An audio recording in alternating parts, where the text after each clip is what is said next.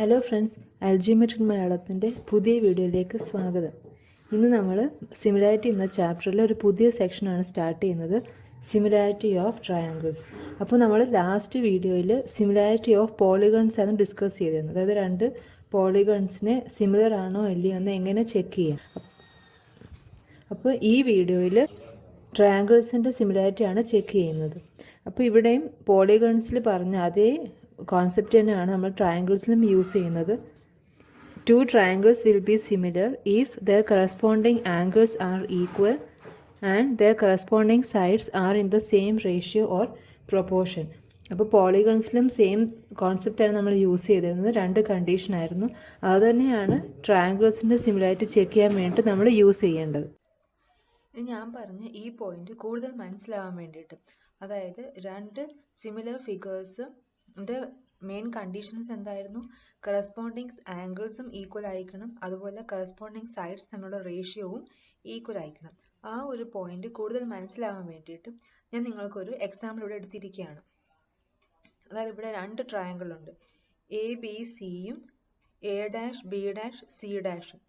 ഇനി ഇവിടെ ഈ ലെഫ്റ്റ് സൈഡ് തന്നിരിക്കുന്നത് എന്താന്ന് വെച്ചാൽ എ ബി സി എന്ന ട്രയാങ്കിളും A dash B dash C dash എന്ന ട്രയാങ്കിളും തമ്മിലുള്ള സൈഡ്സിന്റെ റേഷ്യോ, അതായത് C B by C dash B dash, A B by A dash B dash, A C by A dash C dash, ഇങ്ങനെയുള്ള sides തമ്മിലുള്ള റേഷ്യോയും പിന്നെ കറസ്പോണ്ടിങ് ആംഗിൾസ്, അതായത് എയുടെയും എ ഡാഷും, എയും എ ഡാഷും കറസ്പോണ്ടിങ് ആംഗിൾസ് ആണ്, സിയും സി ഡാഷും കറസ്പോണ്ടിങ് ആംഗിൾസ് ആണ്, അതുപോലെ ബിയും ബി ഡാഷും കറസ്പോണ്ടിങ് പെയർ ഓഫ് ആംഗിൾസ് ആണ്. അപ്പോൾ ഈ ആംഗിൾസ് തമ്മിലുള്ള റിലേഷനുമാണ് ഈ ലെഫ്റ്റ് സൈഡ് തന്നിട്ടുള്ളത്.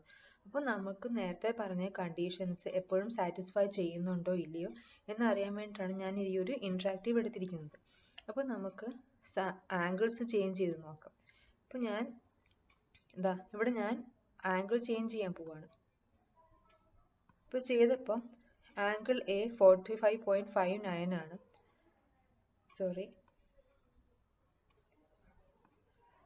അപ്പോൾ ഞാൻ ആംഗിൾ ചേഞ്ച് ചെയ്തപ്പോൾ ആംഗിൾ എ എന്ന് പറയുന്നത് 60.12, അപ്പോൾ എ ഡാഷും 60.12 ഡിഗ്രിയാണ്.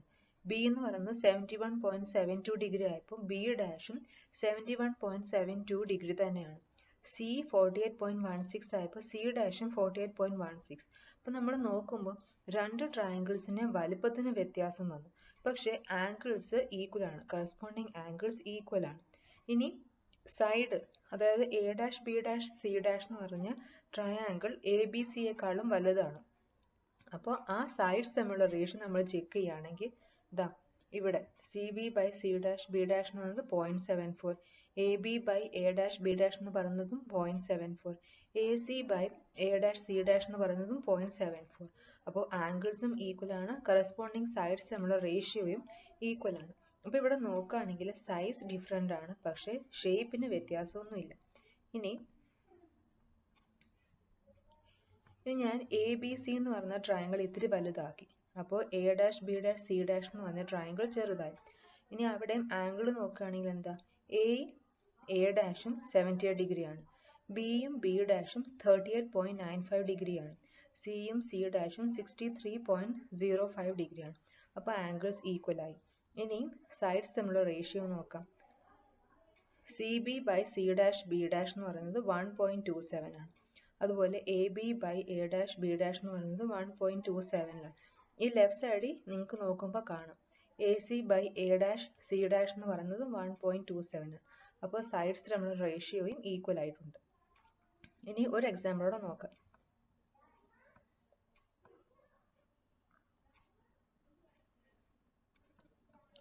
ഞാൻ വീണ്ടും ആംഗിൾസ് മാറ്റി. അപ്പോൾ ആംഗിൾ എ എന്ന് പറയുന്നത് 30 ഡിഗ്രി, സിയും സി ഡാഷും 131.63 ഡിഗ്രി, ബിയും ബി ഡാഷും 18.37 ഡിഗ്രി. അപ്പോൾ ആംഗിൾസ് ഈക്വൽ ആണ്. ഇനി സൈഡ്സ് തമ്മിലുള്ള റേഷ്യോ നോക്കുകയാണെങ്കിൽ എല്ലാ കറസ്പോണ്ടിങ് സൈഡ്സ് തമ്മിലുള്ള റേഷ്യോയും 0.77 തന്നെയാണ് നമുക്ക് കിട്ടിയത്. അപ്പോൾ അതുകൊണ്ട് എന്ത് പറയാൻ പറ്റും? എ ബി സിയും A dash B dash C ഡാഷും സിമിലർ ട്രയാങ്കിൾസ് ആണെന്ന് പറയാൻ പറ്റും. അപ്പോൾ എപ്പോഴായാലും സിമിലർ ട്രയാങ്കിൾസ് അല്ലെങ്കിൽ സിമിലർ ഫിഗേഴ്സ് എന്ന് പറയുന്നത് സൈസിന് വ്യത്യാസമുണ്ടായിരിക്കും, പക്ഷേ ഷേപ്പിന് ഒരു വ്യത്യാസവും വരുത്തില്ല. ഇതാണ് സിമിലർ ഫിഗേഴ്സിൻ്റെ രണ്ട് കണ്ടീഷൻ സാറ്റിസ്ഫൈ ചെയ്യുന്നതിൻ്റെ എക്സാമ്പിൾസ്. ഇനി രണ്ട് ട്രയാങ്കിൾസിൻ്റെ കറസ്പോണ്ടിങ് ആംഗിൾസ്, നമ്മൾ രണ്ട് ട്രയാങ്കിൾസ് എടുത്തു, അതിൻ്റെ കറസ്പോണ്ടിങ് ആംഗിൾസ് എല്ലാം ഈക്വൽ ആണ്. അങ്ങനെ കറസ്പോണ്ടിങ് ആംഗിൾസ് എല്ലാം ഈക്വൽ ആയിട്ടുള്ള ആ ട്രയാങ്കിൾസിനെ പറയുന്നതാണ് ഈക്വി ആംഗുലർ ട്രയാങ്കിൾസ്. ഇനി ഈക്വി ആംഗുലർ ട്രയാങ്കിൾസിനെ അതിനെപ്പറ്റി ഗ്രീക്ക് മാത്തമാറ്റീഷ്യനായ തേൽസ് ഒരു കാര്യം പറഞ്ഞിട്ടുണ്ട്. അതെന്താണെന്ന് വെച്ചാൽ, the ratio of any two corresponding sides in two equiangular triangles is always the same. ഇപ്പം നേരത്തെ പറഞ്ഞു, കറസ്പോണ്ടിങ് ആംഗിൾസ് ഈക്വൽ ആയിട്ടുള്ള ട്രയാങ്കിൾസിനെയാണ് നമ്മൾ ഈക്വി ആംഗുലർ ട്രയാങ്കിൾസ് എന്ന് പറയുന്നത്. അപ്പോൾ തേൽസിൻ്റെ തിയറം അനുസരിച്ച് രണ്ട് ഈക്വി ആംഗുലർ ട്രയാങ്കിൾസിൻ്റെ ആംഗിൾസ് മാത്രമല്ല, അതിൻ്റെ കറസ്പോണ്ടിങ് സൈഡ്സ് തമ്മിലുള്ള റേഷ്യോയും ഈക്വൽ ആയിരിക്കും. ഇതാണ് തേൽസ് മെയിനായിട്ട് പറഞ്ഞിട്ടുള്ള ഒരു തിയറം എന്ന് പറയുന്ന ഒരു കാര്യം. ഇനി ഈ ഒരു കാര്യം, അതായത് the ratio of any two corresponding sides in two equal angular triangles is always the same, ഈ ഒരു കാര്യം പറയാൻ വേണ്ടിയിട്ട് അദ്ദേഹം യൂസ് ചെയ്ത തിയറം എന്ന് പറയുന്നത് ബേസിക് പ്രൊപ്പോർഷണാലിറ്റി തിയറമാണ്, അല്ലെങ്കിൽ നമ്മൾ ചുരുക്കത്തിൽ BPT എന്ന് പറയും. അപ്പോൾ ഈ BPTയെ തേൽസ് തിയറം എന്നും പറയാറുണ്ട്. അപ്പോൾ നമുക്ക് ഈ വീഡിയോയിൽ ബേസിക് പ്രൊപ്പോർഷണാലിറ്റി തിയറം എന്താണ്, അതിൻ്റെ ആപ്ലിക്കേഷൻസ് എന്തൊക്കെയാണ് എന്നൊക്കെ നമുക്ക് നോക്കാം.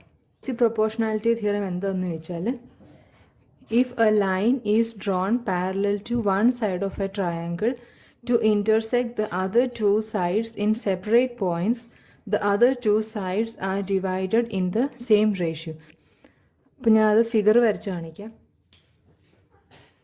ABC എന്ന് പറയുന്ന ഒരു ട്രയാങ്കിൾ ഉണ്ട്, ABC. അപ്പോൾ ഈ ABC ട്രയാങ്കിളിൻ്റെ BC സൈഡിന് പാരലായിട്ട് നമ്മൾ DE എന്നൊരു ലൈൻ വരച്ചു. അപ്പോൾ ഈ DE ലൈൻ എന്ന് പറയുന്നത് രണ്ട് സൈഡിലും സെപ്പറേറ്റ് പോയിൻറ്റ്സിലാണ് ഇൻ്റർസെക്റ്റ് ചെയ്യുന്നത്. അതാണ് ഈ ഫസ്റ്റ് ഹാഫ് എന്ന് പറയുന്നത്. A line is drawn parallel to one side of a triangle. DE എന്ന് പറയുന്നൊരു ലൈൻ ഞാൻ BC എന്ന സൈഡിന് പാരലായിട്ട് വരച്ചു. To intersect the other two sides in separate points. അപ്പോൾ ഈ BC ഒരു സൈഡാണെങ്കിൽ ബാക്കി രണ്ട് സൈഡ്സ് ഏതൊക്കെയാണ്? ABയും ACയും. അപ്പോൾ ABയും ACയും സൈഡ്സിനെ സെപ്പറേറ്റ് പോയിൻറ്റ്സിൽ ഇൻ്റർസെക്റ്റ് ചെയ്യുന്ന രീതിയിൽ, അതായത് D ഒരു പോയിൻ്റാണ്, E എന്ന് പറയുന്ന പോയിൻ്റ് AC എന്ന സൈഡിലാണ്. അപ്പോൾ അങ്ങനെ രണ്ട് സെപ്പറേറ്റ് പോയിൻറ്റ്സിൽ ഇൻ്റർസെക്റ്റ് ചെയ്യുന്ന രീതിയിൽ ഞാനൊരു ലൈൻ വരച്ചു, പാരലൽ ടു തേർഡ് സൈഡ് അല്ലെങ്കിൽ പാരലൽ ടു വൺ സൈഡ്. അങ്ങനെയാണെങ്കിൽ ഈ ലൈൻ ഈ രണ്ട് സൈഡ്സിനെയും ഈക്വൽ റേഷ്യോയിലായിരിക്കും ഡിവൈഡ് ചെയ്യുന്നത്. അതായത് AD/DB എന്ന് പറയുന്നത് AE/ECക്ക് ഈക്വൽ ആയിരിക്കും. അപ്പോൾ AD/DB ഈക്വൽ ടു AE/EC. അതായത് ഇപ്പോൾ AD/DB സപ്പോസ് 1:3 ആണെങ്കിൽ, 1:2 ആണെങ്കിൽ, AD/DB 1:2 ആണെങ്കിൽ AE/ECയും 1:2 ആയിരിക്കും. മെഷർമെൻ്റ് അല്ല, മെഷർമെൻറ്റ്സ് തമ്മിലുള്ള റേഷ്യോ ആണ് പറയുന്നത്. ഇപ്പോൾ ഇവിടെ ഒരു മെഷർമെൻ്റ് ഉണ്ട്, ഇതിനൊരു മെഷർമെൻ്റ് ഉണ്ട്. അപ്പോൾ ഈ രണ്ട് മെഷർമെൻറ്റ് തമ്മിലുള്ള റേഷ്യോ 1:2 ആണെങ്കിൽ ഇവിടെയും 1:2 ആയിരിക്കും. ഇപ്പോൾ സപ്പോസ് AD എന്ന് പറയുന്നത് 3 ആണ്, DB എന്ന് പറയുന്നത് 9 ആണ്. അപ്പോൾ 3/9 എന്ന് പറയുന്നത് 1/3. അപ്പോൾ AE എന്ന് പറയുന്നത് 4 ആണ്, EC എന്ന് പറയുന്നത് 12 ആണ്. അപ്പോൾ 4/12 എന്ന് പറയുന്നതും 1/3.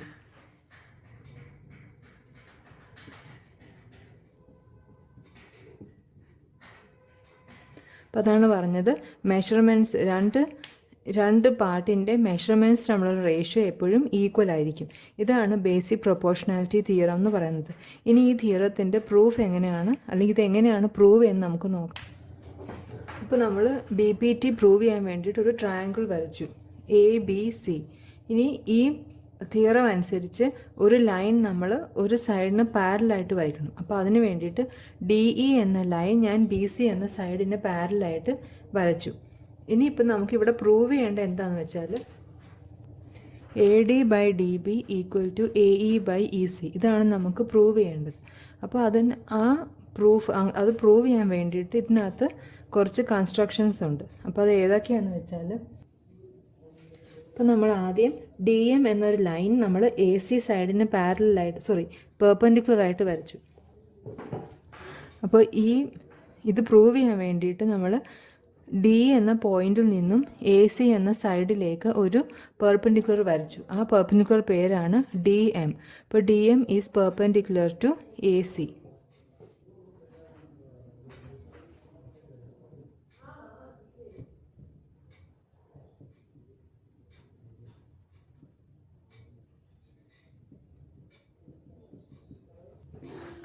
അപ്പോൾ D M perpendicular to A C വരച്ചു, അതുപോലെ E N perpendicular to A B വരച്ചു.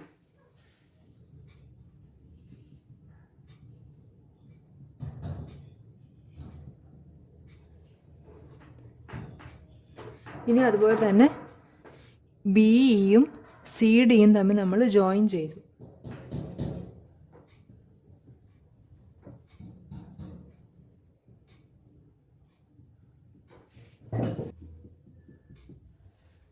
അപ്പോൾ ഇത്രയാണ് ഈ പ്രൂഫിലെ കൺസ്ട്രക്ഷൻ എന്ന് പറയുന്നത്.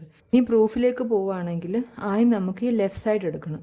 അപ്പോൾ ലെഫ്റ്റ് സൈഡിൽ നമ്മൾ നോക്കുകയാണെങ്കിൽ മെയിനായിട്ട് 2 ട്രയാങ്കിളാണ് ഉള്ളത്, എ ഡി ഇയും അതുപോലെ തന്നെ ബി ഡി ഇയും. അപ്പോൾ ഈ 2 ട്രയാങ്കിളിൻ്റെയും ഏരിയ എന്തായിരിക്കും നമുക്ക് നോക്കാം. ട്രയാങ്കിളിൻ്റെ ഏരിയ നമുക്കറിയാം half into base into height ആണ്. അപ്പോൾ എ ഡി ഇ ട്രയാങ്കിൾ എടുക്കുകയാണെങ്കിൽ ബേസ് എന്ന് പറയുന്നത് എ ഡിയും പിന്നെ ഈ എ ഡി ബേസിലേക്ക് വരയ്ക്കുന്ന പെർപെൻഡിക്കുലർ എന്ന് പറയുന്നത് ഇ എന്നുമാണ്. അപ്പോൾ അതുകൊണ്ട് half into base A D into height, അതായത് പെർപെൻഡിക്കുലർ ഹൈറ്റ് എന്ന് പറയുന്നത് ഇ എന്നും ആയിരിക്കും. Half into A D into E N.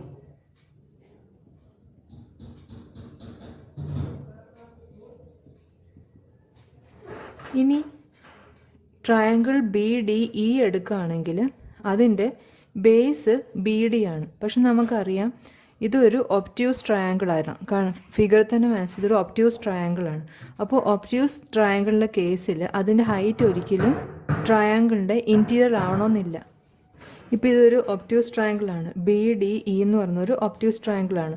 അപ്പോൾ ഈ ഒബ്റ്റ്യൂസ് ട്രയാങ്കിളിൻ്റെ ഹൈറ്റ് ഒരിക്കലും ട്രയാങ്കിളിൻ്റെ ഉള്ളിൽ വരില്ല. കാരണം നമുക്കറിയാം ഹൈറ്റ് എന്ന് പറയുന്നത് എപ്പോഴും പെർപെൻഡിക്കുലർ ആയിരിക്കും. ഇയിൽ നിന്നും ഒരു പെർപെൻഡിക്കുലർ നമ്മൾ വരയ്ക്കുകയാണെങ്കിൽ ആ പെർപെൻഡിക്കുലർ ഒരിക്കലും ഈ ട്രയാങ്കിളിൻ്റെ ഉള്ളിൽ വരില്ല. ഇതാ ഇയിൽ നിന്നും ഒരു പെർപെൻഡിക്കുലർ നമ്മൾ വരയ്ക്കുകയാണെങ്കിൽ അത് ഇ എൻ തന്നിരിക്കുന്ന ഡി ബി ഈ ട്രയാങ്കിളിൻ്റെ വെളിയിലായിരിക്കും വരുന്നത്, ഇ എൻ. അപ്പോൾ ഇത് തന്നെയാണ് ഈ ഒരു ഫിഗർ എന്ന് പറയുന്നതാണ്. നമുക്ക് വേണ്ട ട്രയാങ്കിൾ എന്ന് പറയുന്നത് ബി ഡി ഇയും അതിൻ്റെ ബേസ് എന്ന് പറയുന്നത് ബി ഡിയും പിന്നെ ഈ ബേസ് വരുന്ന ആ ലൈനിലോട്ട് വരയ്ക്കുന്ന പെർപെൻഡിക്കുലർ എന്ന് പറയുന്നത് ഇ എന്നുമാണ്. അതുകൊണ്ട് ഈ ബി ഡി ഇ ട്രയാങ്കിളിൻ്റെ ഏരിയ എന്ന് പറയുന്നത് ഹാഫ് ഇൻറ്റു ബേസ് ആയ B D into perpendicular height ആയ ഇ എൻ. ഇനി നമുക്ക് റൈറ്റ് സൈഡിലേക്ക് പോവാം. അപ്പോൾ ഈ റൈറ്റ് സൈഡ് നോക്കുകയാണെങ്കിൽ അവിടെയും 2 ട്രയാങ്കിളാണുള്ളത്. നേരത്തെ പറഞ്ഞ ഒരു എ ഡി ഇ ട്രയാങ്കിളും പിന്നെ സി ഇ ഡി ട്രയാങ്കിളും. അപ്പോൾ എ ഡി ഇയും സി ഇ ഡിയും. അപ്പോൾ എ ഡി ഇ ട്രയാങ്കിളിൻ്റെ ബേസ് എ ഡി ഇ ട്രയാങ്കിളിൻ്റെ ഏരിയ ഇനി നമുക്ക് എ ഇയെ ബേസ് ആക്കിക്കൊണ്ട് നോക്കാം എന്തായിരിക്കും. ഇനിയിപ്പോൾ ഇവിടെ നമ്മൾ എ ഇ ആണ് ബേസായിട്ട് എടുത്തിട്ടുള്ളത്. അപ്പോൾ ഈ എ ഇ ബേസിലോട്ടുള്ള പെർപെൻഡിക്കുലർ ഹൈറ്റ് ആണ് ഡി എം. അപ്പോൾ half into base into height എന്ന് പറയുന്നത് half into A E into D M ആയിരിക്കും. ഇനി നമുക്ക് നെക്സ്റ്റ് ട്രയാങ്കിൾ എടുക്കാം, സി ഇ ഡി. ഇപ്പോൾ നേരത്തെ പറഞ്ഞതുപോലെ സി ഇ ഡി ട്രയാങ്കിൾ നമ്മൾ എടുക്കുകയാണെങ്കിൽ അതിൻ്റെ ബേസ് സി ഇ ആണ്. പക്ഷേ ഈ ബേസിലോട്ട് വരയ്ക്കുന്ന പെർപെൻഡിക്കുലർ എപ്പോഴും ട്രയാങ്കിളിൻ്റെ വെളിയിലേ വരുള്ളൂ. കാരണം ഇതൊരു ഒബ്റ്റ്യൂസ് ആംഗിൾ ട്രയാങ്കിളാണ്. അപ്പോൾ ഈ സി എന്ന ബേസ് ഇൻക്ലൂഡ് ചെയ്യുന്ന ലൈനിലോട്ട് വരയ്ക്കുന്ന പെർപെൻഡിക്കുലർ ഏതാണ് ഇവിടെ? ഡി എം ആണ്. അപ്പോൾ അതുകൊണ്ട് നമ്മൾ ഹൈറ്റായിട്ട് എടുക്കുന്നത് ആ ഡി എം ആയിരിക്കും.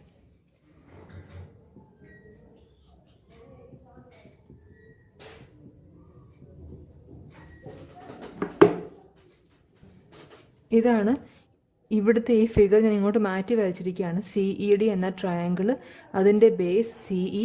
ഇനി ഈ ബേസ് ഉൾപ്പെടുന്ന ലൈനിലോട്ട് വരയ്ക്കുന്ന പെർപെൻഡിക്കുലറായ DM. അപ്പോൾ 1/2 ഇൻറ്റു CE ഇൻറ്റു DM. ഇനി നമുക്ക് എന്താ ചെയ്യേണ്ടതെന്ന് വെച്ചാൽ ആദ്യം ADEയും BDEയും തമ്മിലുള്ള റേഷ്യോ എടുക്കണം, ഏരിയാസ് തമ്മിലുള്ള റേഷ്യോ എടുക്കണം. അത് കഴിഞ്ഞ് ADEയും CED തമ്മിലുള്ള റേഷ്യോ എടുക്കണം. Area of triangle ADE 1/2 AD into EN by area of triangle BDE 1/2 into BD into EN. അപ്പോൾ 1/2 ക്യാൻസലായി പോകും, EN ക്യാൻസലായി പോയിട്ട് AD ബൈ BD ആയിരിക്കും കിട്ടുന്നത്. ഇനി ഇതിൻ്റെ രണ്ടിൻ്റെ റേഷ്യോ എടുക്കാം.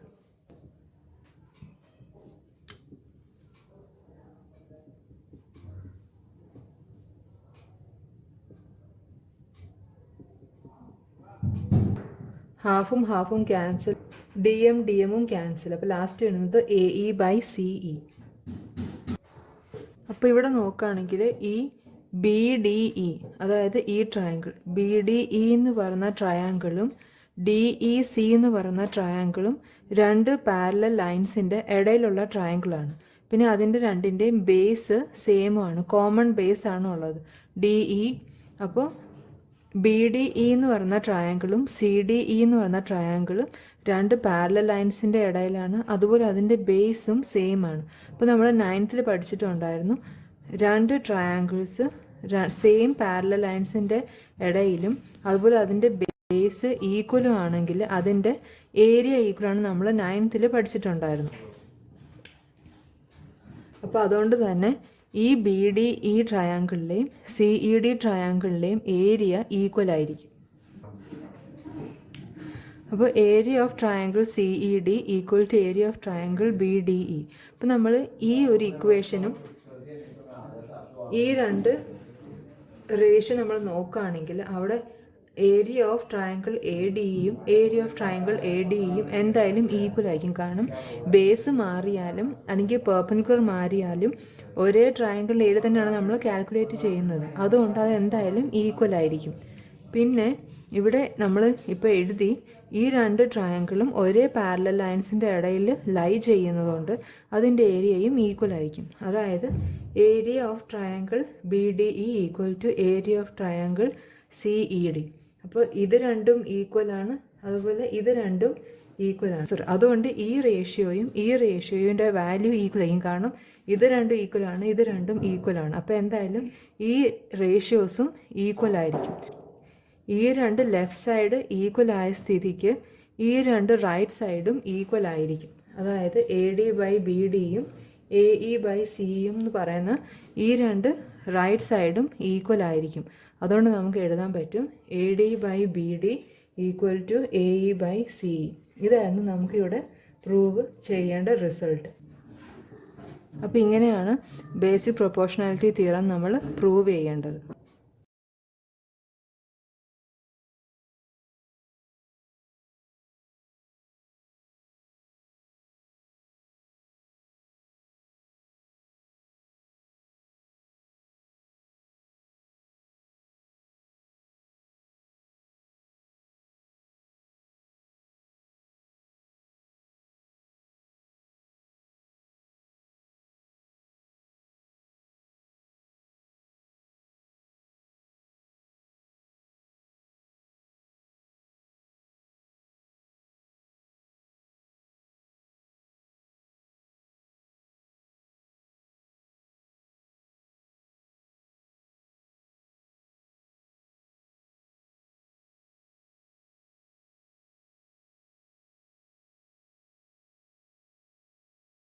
ഇപ്പോൾ BPT തിയറം നിങ്ങൾക്ക് മനസ്സിലാക്കണമെന്ന് വിശ്വസിക്കുന്നു, അതിൻ്റെ പ്രൂഫും മനസ്സിലാക്കണമെന്ന് വിശ്വസിക്കുന്നു.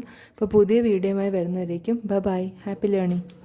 ഈ വീഡിയോ നിങ്ങൾക്ക് ഇഷ്ടമായെങ്കിൽ ചാനൽ സബ്സ്ക്രൈബ് ചെയ്യുക, ലൈക്ക് ചെയ്യുക, ഷെയർ ചെയ്യുക.